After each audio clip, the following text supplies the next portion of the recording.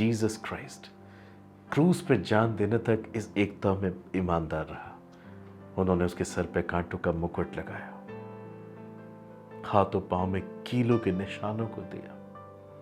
प्रभु यीशु ने बहुत दुख उठाया, उसे क्रूस पे ले जाकर टांग दिया, उसने अपना प्राण दे दिया, ये कहकर पिता इन्हें क्षमा कर, ये नहीं जानते ये क्या कर रहे हैं। एकता को बनाए रखने का प्रयास किया, संघर्ष किया टिल द डेथ, प्राण देने तक। और यीशु मसीह हमारे लिए मारा गया। बाइबल बताती है वहां खड़े एक रोमी सैनिक ने अपने भाले से यीशु मसीह के सीने पे वार किया।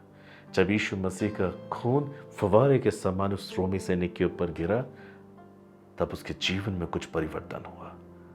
यीशु मसीह की ओर से देखकर कहा, सच में ये परमेश्वर का पुत्र था। In the same way my brother my sister, जब आप इस संसार में एकता, प्रेम और इसी का जीवन जीते हैं और दूसरों को जीने के लिए प्रोत्साहित करते हैं, और ऐसे जीवन में जब आप प्रभु में सो जाते हैं, लोग आपको याद रखेंगे, सच में ये परमेश्वर का बेटा था, ये परमेश्वर की बेटी थी, ये वाकई परमेश्वर का सेवक था। लड़ाई झगड़ा, मन मुटाव, गॉसिप, चुगलियां, निंदा, जलन, ये हमारे प्रभु का स्वभाव नहीं है, ये शैतान का स्वभाव है। यदि आप किसी को माफ नहीं कर पा रहे हैं, इसका अर्थ यही है कि परमेश्वर ने भी आपको माफ नहीं किया है। क्योंकि यदि आप माफ कर नहीं पा रहे हैं, so you are not carrying the nature of God with you. So आपके भी पाप क्षमा नहीं हुए हैं। पर यदि आप माफ कर पाते हैं, अपने शत्रु को, उनकी उन गलतियों को भूल जाते हैं, क्योंकि आप यूनिटी को पसंद करते हैं, आप मेल मिलाप के संदेशवाहक हैं, लाइक जीसस।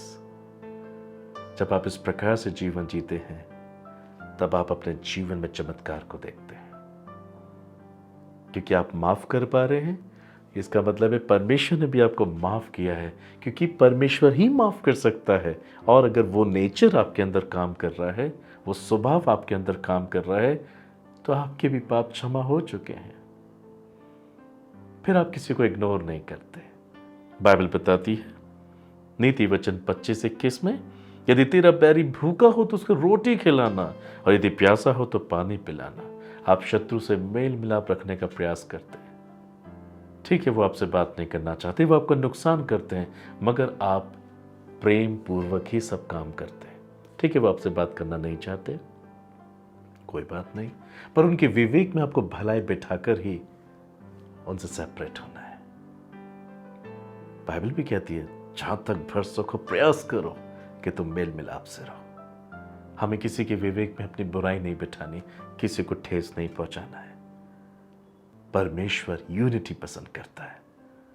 तो यदि आप माफ कर पा रहे हैं, तो प्रभु ने आपको माफ किया, और आप माफ नहीं कर पाते हैं, तो आपके भी पाप क्षमा नहीं हुए हैं। और जिनके पाप क्षमा नहीं हुए हैं, वही दूसरों को इग्नोर करते हैं, जलन रखते हैं, बुरे स्वभाव में जीवन जीते हैं, सिर्फ अपना देखते हैं, स्वार्थी होते हैं, और बहुत सी गलतियों को करने वाले होते हैं। बदला लेने की भावना उनमें होती है। Brother sister, always remember why Jesus came to this world. He came to restore our fellowship and relationship and our unity with God. एक सच्चे पश्चाताप की ओर यदि आप बढ़े, तो आप परमेश्वर से फिर से यूनिटी को कायम कर सकते हो। और ये यूनिटी, ये एकता जो आपके अंदर आएगी, I mean, when you carry the nature of unity, आप सभी के साथ एकता का जीवन जीने लगेंगे। बाइबल में भी लिखा है, हमें जो एकता की आत्मा मिली है, इसके मेल के बंधन में हमें बने रहना है। प्रियो, हमेशा याद रखें, आपकी प्रार्थना को उत्तर तभी आता है जब आप एकता का नेचर लेकर जीवन जीते हैं। Because the unity brings Jesus Christ into the scene.